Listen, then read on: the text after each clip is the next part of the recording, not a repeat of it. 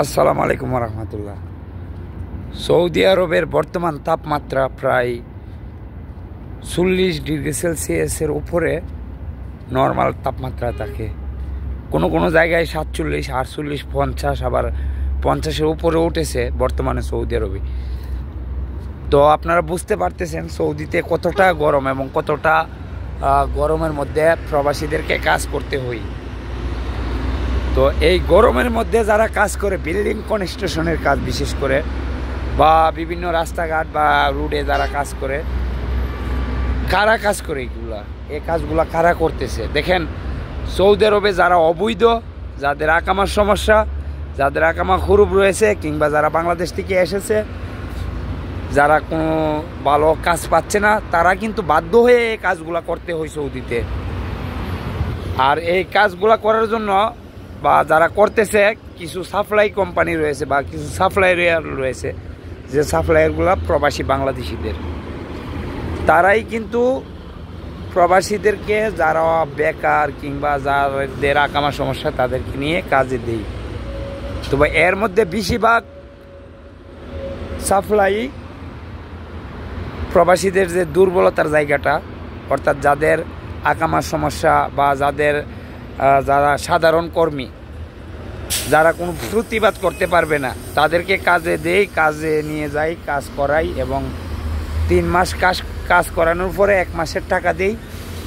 কোনো ক্ষেত্রে টাকা দেয়ও না। 10 দিন, 15 দিন, 20 দিন কাজ করানোর পরে টাকা দেই না। অথচ তাদের পকেট ঠিকই বাড়ি হচ্ছে। আর যারা এই কষ্টের মধ্যে, রৌদ্রের মধ্যে, গরমের মধ্যে, এত 50 ডিগ্রি সেলসিয়াসের উপরে তাপমাত্রা, এই তাপমাত্রার মধ্যে বাহিরে বা বিল্ডিং কনস্ট্রাকশনের কাজ বা রাস্তাঘাটে যে কাজগুলা করে, এই কাজগুলা করার পরে তাদের এই টাকাগুলা যারা মেরে খায় বা যারা মেরে দিচ্ছে, তারা মনে করতেছে যে তারা মেরে দিচ্ছে, তবে এই জুলুমের বিচার আল্লাহ পাক এই পৃথিবীতেই দেখাই নেবে। এরকম প্রচুর পরিমাণ প্রবাসী আছে যারা অবৈধ, যারা ফ্রি ভিসা, আমেলাইদি ভিসা সৌদি আরবে আসছে বাংলাদেশ থেকে, এসে কাজ পায় নাই, কিংবা কাজ না পাওয়ার কারণে বাধ্যতামূলক বিল্ডিং কনস্ট্রাকশনের কাজে যাচ্ছে বা রাস্তাঘাটের কষ্টের কাজগুলো করতেছে তারা। অথচ তারা এই কষ্টের কাজগুলো করার পরে টাকা দেয় না। এমনও প্রবাসী আছে, এক প্রবাসী দীর্ঘ 4 মাস বিল্ডিং কনস্ট্রাকশনের কাজ করে, আর সেই কাজ করার পরে তার যে প্রাপ্য বেতনগুলো সেটি দেয় নেই, মেরে দিয়েছে।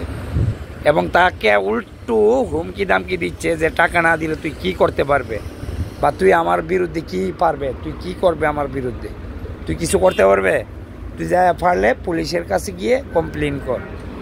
এখন এই যে দুর্বলতার জায়গার কথা আমি বললাম, যাদের আকামার সমস্যা কিংবা যাদের আকামায় খুরুব রয়েছে, তারা কিন্তু চাইলেও পুলিশের কাছে গিয়ে কমপ্লেন করতে পারবে না। কারণ তারা চাইলে সর্বপ্রথম তাদেরকে গ্রেপ্তার করবে, যেহেতু তারা অবৈধ।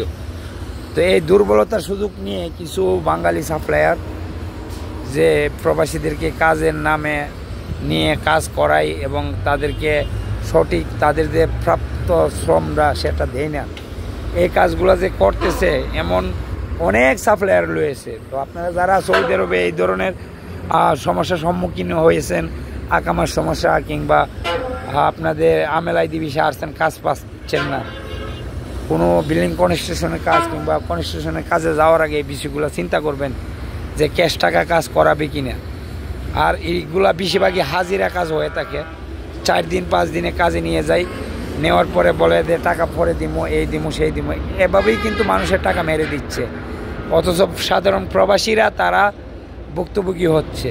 এই কষ্টের মধ্যে শরীরের ঘাম পায়ে ফেলে এবং নিজের শরীরের সব কিছু শেষ করে, এই কাজ করার পরে যদি টাকা না পাই তাহলে কেমনটা লাগবে, আলবা আপনারাই বলেন। তো এরকম কিন্তু হচ্ছে সৌদি আরবে বর্তমানে। তো আপনারা যারা বিল্ডিং কনস্ট্রাকশনের কাজ বা সাপ্লায়ার লোকে কাজ করবেন, এই বিষয়গুলা ভালোভাবে জেনে শুনে তারপর কাজ করবেন। ধন্যবাদ সবাইকে।